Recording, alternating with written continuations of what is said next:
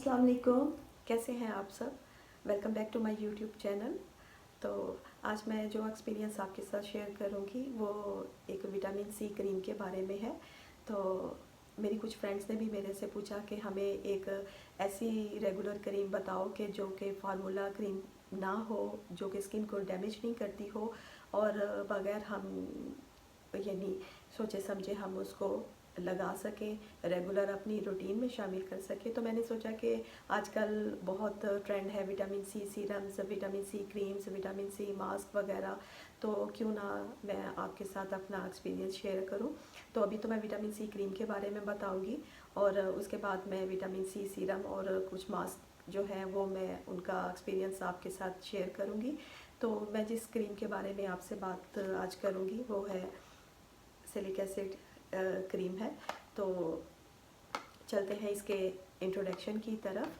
तो जब मैंने इसको लास्ट ईयर मैंने इसको बाय किया था तो ये मैंने 350 में मैंने इसको ख़रीदा था, बट आफ्टर 11 मंथ जब मैंने इसको बाय किया तो ये मैंने 420 रुपीज़ में मैंने इसको बाय किया था। तो आई थिंक कि अगर इसकी क्वांटिटी के बारे में अगर देखें तो it's a little bit expensive.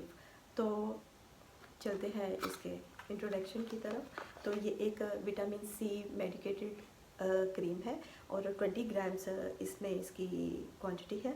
तो उसके मुताबिक ये इस पे इतनी खुसूसियात है कि नहीं है, तो मैं आपको ज़रूर इसके बारे में बताऊंगी।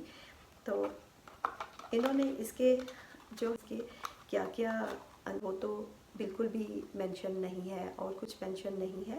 तो स्किन का टोन और टेक्सचर जो है उसको इम्प्रूव करती है और हमारे जो मैंने फ़ील ऐसा किया है कि ये हमारे स्किन टेक्सचर थोड़ी सी जो है इसकी क्वांटिटी लेके तो डेली जो है हम इसको यूज़ कर सकते हैं अपने रेगुलर यूज़ में। और मैं इस क्रीम को मेरा ये है कि एक्सपीरियंस ये है कि ये जो मैंने जब इसको अप्लाई किया अपने फर्स्ट मैंने ये एक जब मैंने लास्ट ईयर मैंने आपको बताया कि मैंने बाई की थी, तो मैंने ये वाली मैंने यानी हाफ मैंने ये यूज़ की है। तो और अभी मैं इसको थोड़ा 2-3 बार मैंने इसको यूज़ कर चुकी हूँ। तो इसकी चलते हैं इसकी कंसिस्टेंसी की तरफ।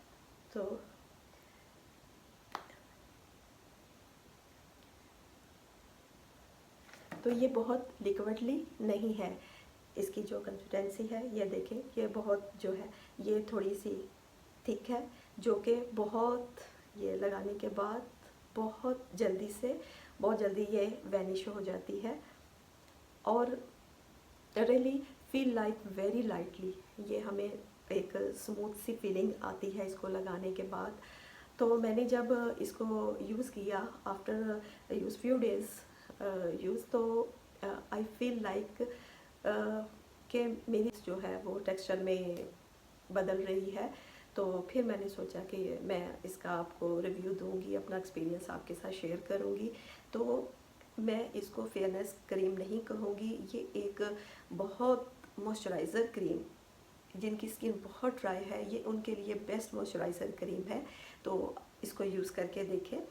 और मैं इसको और दूसरा ये है कि डार्क स्पॉट को ये हमारे स्किन के टेक्सचर को बेटर करती है। हमारे जो डार्क स्पॉट है उसको रेगुलर यूज़ करने से, ट्वाइस टाइम इसको यूज़ करने से डार्क स्पॉट को कुछ ये लाइट करती है। ये फेयरनेस के लिए बिल्कुल भी नहीं है, ये कुछ हद तक उसको लाइट कर देती है, हमारी स्किन टोन को बैलेंस कर देती है।